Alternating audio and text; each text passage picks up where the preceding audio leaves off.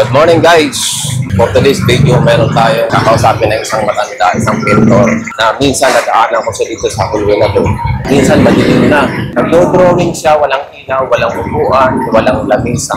Ito yung matanda na nagdo-drawing. At may balita ako, dito na rin daw natutulog yan. Tay, matanong ko lang po kayo. May balita ako na dito na rin daw natutulog yan. Opo. Dito na rin daw natutulog yan. Oo, may isang taon na po natutulog yun sa kalsada. Kasi ano siya eh, ayaw niya umasa sa mga kapatid niya. Oo. Pero may pamilya yan. Tapos yung mga kinikita niya, pinaabot niya doon sa pamilya niya para kasi mga nag-aaral. Di bali makapag-taste siya sa kain, wag lang yung pamilya. Ngayon, ano kabait yan? Nung nadaanan ko siya dan, minsan gabi, nangako ko sa kanya na bibigyan ko siya ng upuan sa lamesa. Ngayon, ano pong pangalan niya tayo? Joel. Joel. Kasamahan mo siya din dito. Paglinggo lang po kami rito. Siya araw-araw. Ngayon, ito yung pinangako ko sa kanya na lamesa. Ibibigay natin ito sa kanya. At siyempre, susurpresahin natin siya. Kakausapin na rin natin siya kung ano yung buhay niya dito sa maghapon.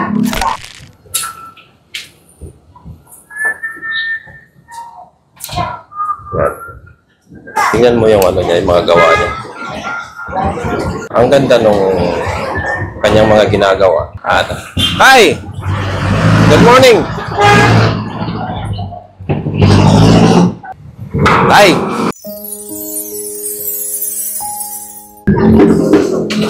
Wala ka pa. Wow, ang taas. Ay, salamat dito ah. Tay, di ba, nadaanan kita nung isang gabi dito. Madilim. Tapos, lagi kang nagdo-drawing dyan. Wala kang upuan, wala kang lamisa. Di ba ang hirap? Mahirap po talaga. Mahirap. Sanayan lang. So, may balita pa ako tayo na dito sa mga painting mo, dito ka nabubuhay. Sa araw-araw, mayroon din po ba kayong nagbibenta? Meron din, minsan wala.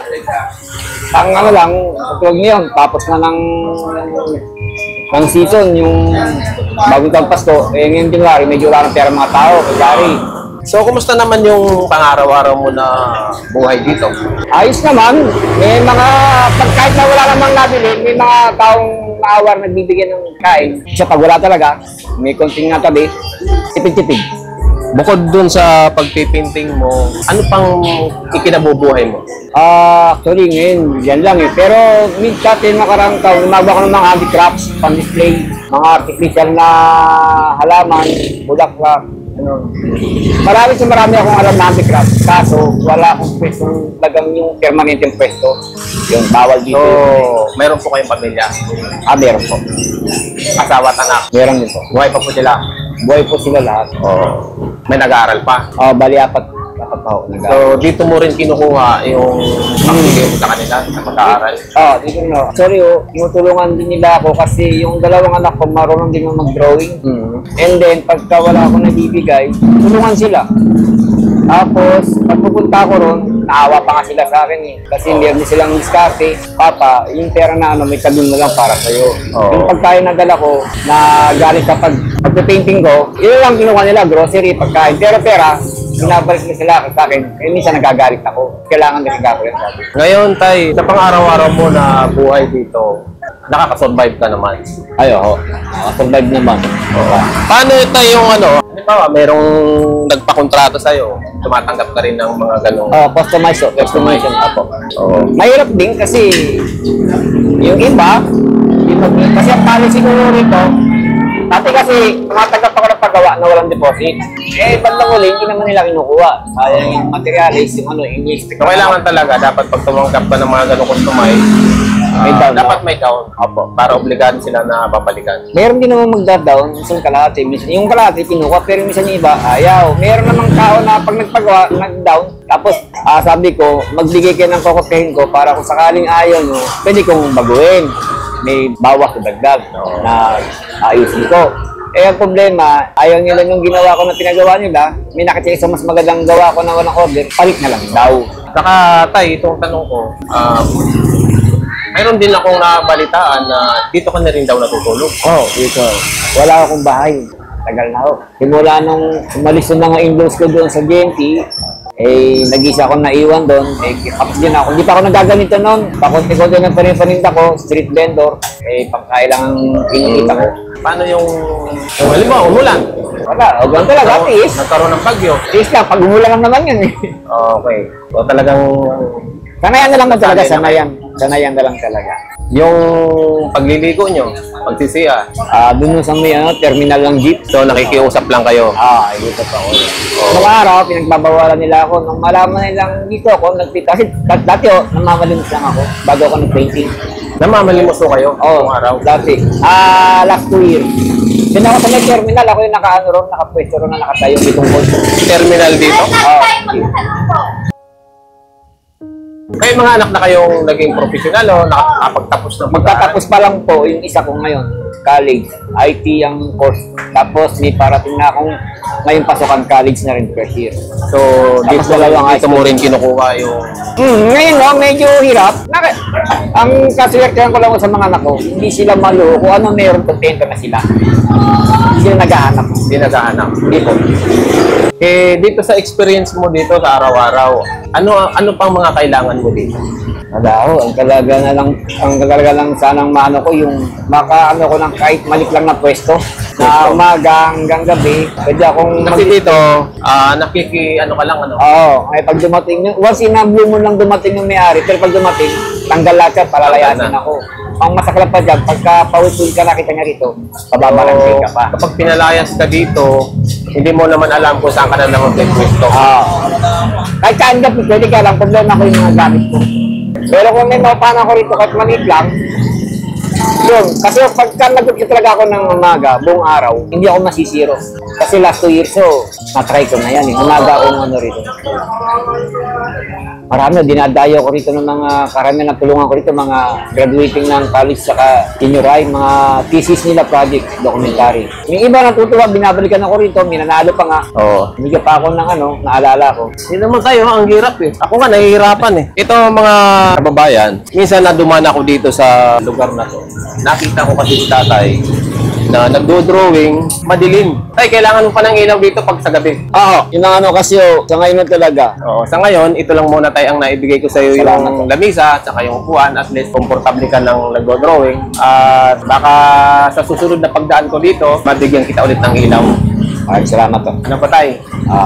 Ngayon, alam ko na mas maraming may mga puso dyan na ating mga kababayan na nakakapanood ng ating vlog. Tay, ano nga pala tayo kapangalan niyo, tay? Ako po si si Alberto Gregorio Frio. Alberto Gregorio Frio. Tay, manawagan po kayo kung ano yung pwede nating mga kailangan mo dito sa pang-araw-araw. Mga merong nanonood sa atin sa ibang bansa, yung mga OFW dyan na may mga puso, pwede pong magbigay ng tulong. Magandang araw sa inyo lahat. Ako nga pala si Alberto Frio, 56 years old. Isa akong street artist na basic lang po. Ang alam kong i-paint, ito lang PWD ako. May cancer sa mata, eye cancer. PWD. Tingnan mo, PWD siya. Isa lang ang kanyang paningin. Anong parte ng mata mo may sira? Bulag ko yung kaliwa ko. Kaliwa. So, ibig sabihin, isa lang ang mata na ginagamit niya. Tapos, minsan, gabi pa siya dito, nagdo-drawing. So, di ba? Pilit niyang inaahon ang kanyang buhay sa maayos na pamamaraan. Ginagamit niya ang kanyang kakayahan bilang isang pintor para mabuhay. At katunayan po, marami siya ditong mga obra. Yan mo naman, napakaganda niya. Itong mga maliliit ay yan. Itong mga ganito, magkano po yan? Ito, sir? Yan.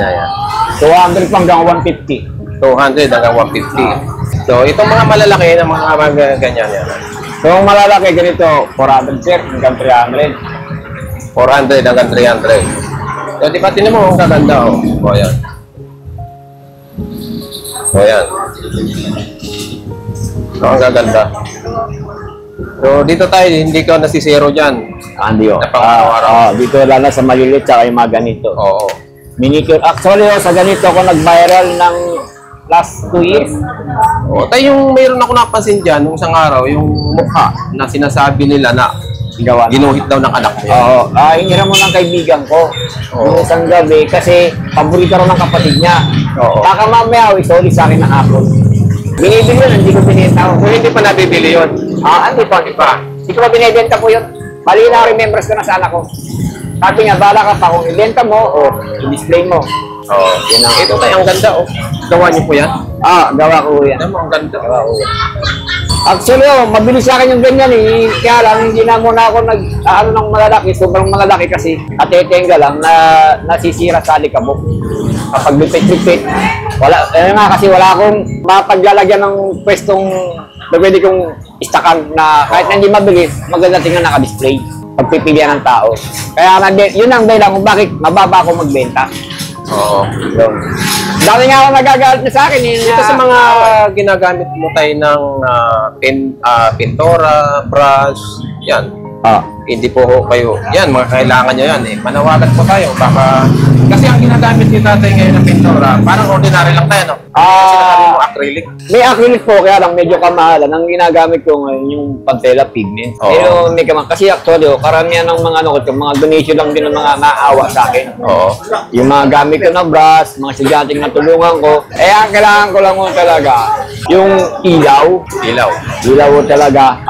Tsaka packer. Ano po yun? Packer po. Packer? Oo, pag nagkaroon ng Ipangkabit ko ng canvas sa base box. Oo. Yun ang kailangan ko. Umari sana, yung medyo nakakaluwag na nakakaintindi, yung may mga buting kalooban, maka lang ako ng isang maliit na pwesto. Dito rin sa lugar dito, kasi dito na ako nakilala eh. Hanggat maaari, kung paaalisin kayo dito, dito pa rin sa lugar na to, dapat dito pa rin makapusto. Kasi dito na ako nakilala ng mga tao. Kasi dito ako nakilala.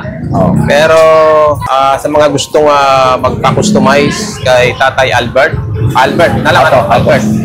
Tatay Albert, dito lang po sa kahabaan ng Karawatan Market. Karuhatan Market. Tapat ng terminal lang. Tapat ng Jeepney Terminal, dito sa may Mercury Drive.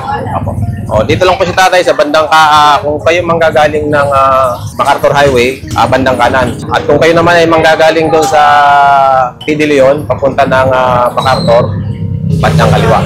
So, nandito lang si Tatay. Anong building to, Tay? Eskwela na, Eskwelahan pa sa taas, no? ng St. Jude. Judel. Mga guys, ito yung si Tatay Albert.